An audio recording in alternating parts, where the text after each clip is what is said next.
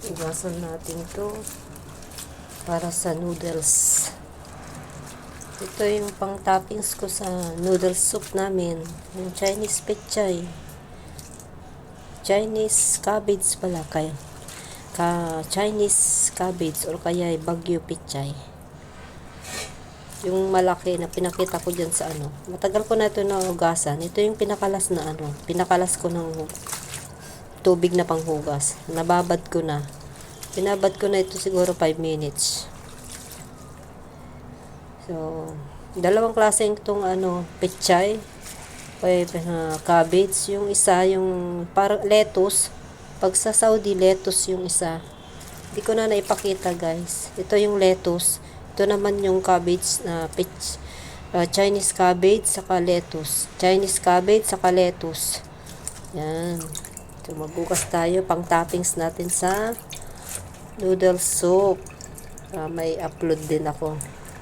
Tagal na hindi ako nag-upload. Kailangan ko mag-upload everyday para maging active pa din ang aking YouTube. So, sa mga baguhan dyan, sa mga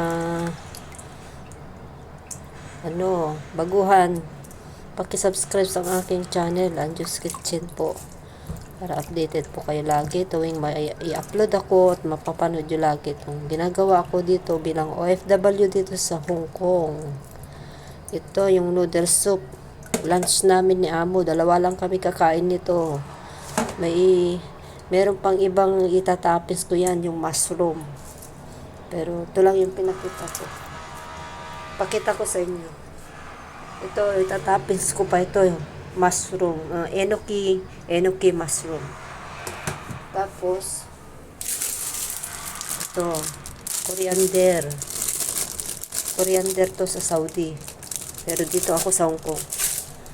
So yan ang aking preparations, toppings for noodles. So dyan lang muna guys. Babay naman, mag-gimay muna ako ng chicken. Dito, mag-gimay muna ako ng chicken para yung sahog ko sa noodle soup.